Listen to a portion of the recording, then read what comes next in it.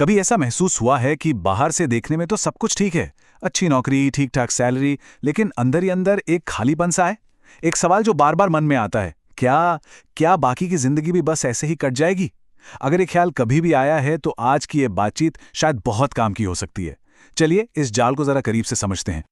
और ये जो एहसास है ना, इसे मशहूर कवि पाश ने अपनी इन लाइनों में बहुत ही खूबसूरती से बयां किया है। जब हम अपने सपनों को पीछे छोड़कर एक मुर्दा शांति में जीने लगते हैं, तो शायद वो हमारी जिंदगी का सबसे बड़ा खतरा होता है। चलिए एक कहानी से इसे समझते हैं। 26 साल के अमित की कहानी।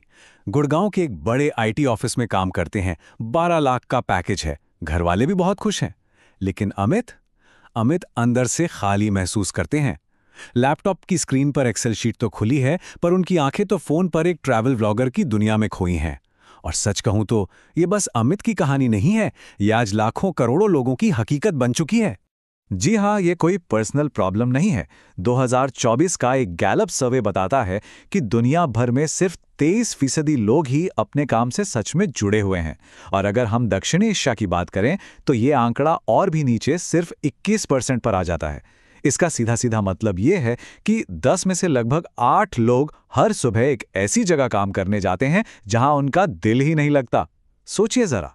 और अपने पैशन को फॉलो ना करने की कीमत सिर्फ नाखुशी नहीं है, ये बहुत बड़ी है। रिसर्च कहती है कि जो लोग अपने काम में मन से लगे रहते हैं, वो न सिर्फ ज्यादा खुश रहते हैं, बल्कि 18% ज्यादा प्रोडक्टिव भी होते हैं। और उनकी कंपनियां वो 23% ज्यादा मुनाफा कमाती हैं। मतलब ये सिर्फ एक इंसान का नहीं, बल्कि पूरे देश की अर्थव्यवस्था का नुकसान है। तो जब कोई इतना फंसा हुआ महसूस करता है तो सबसे आम सलाह क्या मिलती है? अरे भाई, अपने पैशन को फॉलो करो, अपने दिल की सुनो। लेकिन क्या कभी सोचा है कि यह सलाह अक्सर काम क्यों नहीं करती? चलिए देखते हैं कि ये कैसे हमें और ज्यादा उलझा सकती है। 2018 में स्टैनफोर्ड यूनिवर्सिटी की एक स्टडी ने इस पर से पर्दा उठाया। देखिए, ज्यादातर लोग एक फिक्स्ड माइंडसेट में फंसे होते हैं। उन्हें लगता है कि पैशन कोई अंदर छिपा हुआ खजाना है, जिसे बस एक दिन ढूंढ निकालना है। लेकिन रिसर्च ठीक इसका उल्टा कहती है। जुनून एक पौधे की तरह है, जिसे समय और मेहनत से धीरे धीरे उगाना पड़ता है। तो असल में फॉर्मूला पूरा का पूरा उल्टा है। लेखक कैल न्यूपोर्ट कहते हैं, पहले किसी चीज को एक्सप्लोर करो, उसमें थोड़ी स्किल बनाओ, और जब उस काम में कोई अच्छा हो जाता है तो उसे आज़ादी मिलती है, ऑटोनॉमी मिलती है, और जुनून वो तो वहीं से खुद ब खुद पैदा हो जाता है। लेकिन अब सवाल ये उठता है कि अगर फॉर्मूला इतना सीधा है तो देश में 80% से ज्यादा लोग इसे अपना क्यों नहीं पाते? वजह है एक पूरा सिस्टम, एक सोने का पिंजरा जो हमें कैद रखता है। चलिए अमित की जिंदगी पर फिर से एक नजर डालते हैं। 16 साल की उम्र में कोचिंग से जो कर्ज की कहानी शुरू हुई, वो 22 साल की उम्र तक 10 लाख के एजुकेशन लोन में बदल गई। फिर आई बाइक की ईएमआई और 28 की उम्र में 20 साल का होम लोन। ये जो ईएमआई का चक्र है ना, ये एक ऐसा पिंजरा बना देता है जिससे बाहर निकलना लगभग नामुमकिन लगने लगता है। और ये सिर्फ ईएमआई का जाल नहीं है, इसके साथ साथ माता पिता का आईआईटी नीट वाला दबाव, समाज में पीछे रह जाने का डर जिसे फोमो कहते हैं, वीकेंड पर भी काम करने को महान बताने वाला वो टॉक्सिक हसल कल्चर, और सबसे बड़ी बात, करियर के दूसरे विकल्पों के बारे में सीमित जानकारी, ये सब मिलकर उस पिंजरे को और भी ज्यादा मजबूत बना देते हैं। तो क्या इस पिंजरे से बाहर निकलने का कोई रास्ता ही नहीं है? नहीं, ऐसा बिल्कुल नहीं है। रास्ता है। चलिए अब समस्या से समाधान की ओर बढ़ते हैं और नेहा की कहानी से एक प्रैक्टिकल प्लान समझते हैं। नेहा 34 साल की एक गृहिणी, जिनका सपना हमेशा से एक शेफ बनने का था। एक दिन जब वो अपने बेटे के लिए केक बना रही थीं, तो उन्हें एक ऐसा एहसास हुआ जिसे विज्ञान की भाषा में फ्लो स्टेट कहते हैं। ये वो अवस्था है जब कोई किसी काम में इतना खो जाता है कि उसे भूख, प्यास या समय का पता ही नहीं चलता। असल में यही वो एहसास है जिसे हमें जिंदगी में ढूंढना है। और उस फ्लो स्टेट तक पहुंचने का रास्ता इस सिंपल से 3D फॉर्मूले में छिपा है: एक्सप्लोर, एंगेज और एक्सेल। ये एक सरल लेकिन बहुत ही पावरफुल तरीका है जो जुनून बनाने की राह दिखाता है। पहले स्टेप एक्सप्लोर पर आते हैं। असल प्रॉब्लम यह नहीं है कि हमारी दिलचस्पी नहीं है, प्रॉब्लम यह है कि हमें जानकारी ही नहीं है। दुनिया में 12,000 से ज्यादा तरह के करियर हैं, लेकिन एक औसत भारतीय छात्र सिर्फ 10 से 15 के बारे में जानता है। तो सबसे पहला काम है अपनी दुनिया को बड़ा करना, नए दरवाजे खोलना। अब आते हैं दूसरे स्टेप, एंगेज पर।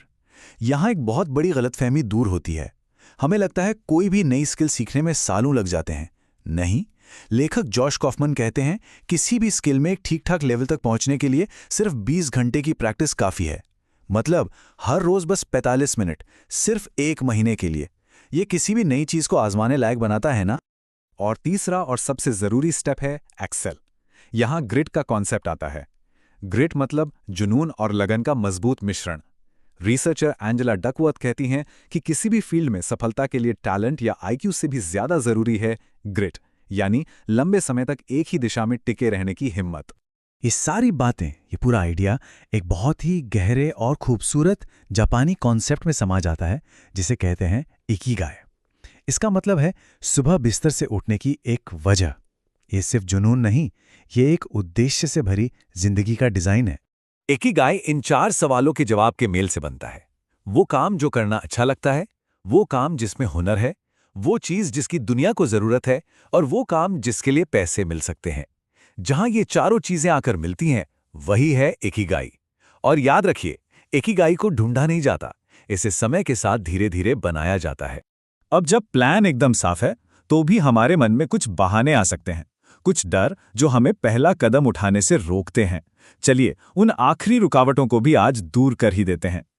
जैसे एक ख्याल आता है, अरे अब बहुत देर हो चुकी है। सच तो यह है कि करियर बदलने की औसत उम्र 39 साल है, या फिर पेरेंट्स नहीं मानेंगे। तो पहले कुछ छोटा सा करके दिखाइए, रिजल्ट्स देखकर वे खुद मान जाएंगे। और सबसे बड़ा बहाना पैसे नहीं है, तो नेहा की तरह घर के अवन से शुरुआत की जा सकती है। कई स्किल्स को तो बिना किसी खर्चे के भी एक्सप्लोर किया जा सकता है। और एक बहुत ही दिलचस्प बात, सैन फ्रांसिस्को यूनिवर्सिटी की एक स्टडी बताती है कि जो लोग साइड में कोई जुनून वाला प्रोजेक्ट करते हैं, उनकी परफॉर्मेंस अपनी मेन नौकरी में भी बेहतर हो जाती है। उनकी क्रिएटिविटी और प्रॉब्लम सॉल्विंग स्किल्स बढ़ती हैं और बर्नआउट कम होता है। तो ये नौकरी या जुनून के बीच की लड़ाई है ही नहीं। तो अगर अंदर से एक आवाज बार बार आती है कि जिंदगी में कुछ और करना था, तो उसे दबाइए मत, उस बेचैनी को जिंदा रखिए। आज रात सोने से पहले बस खुद से एक सवाल पूछिए, अगर आज 45 मिनट मिले तो कौन सी एक नई चीज को एक्सप्लोर किया जा सकता है? क्योंकि पहला कदम हमेशा वहीं से शुरू होता है।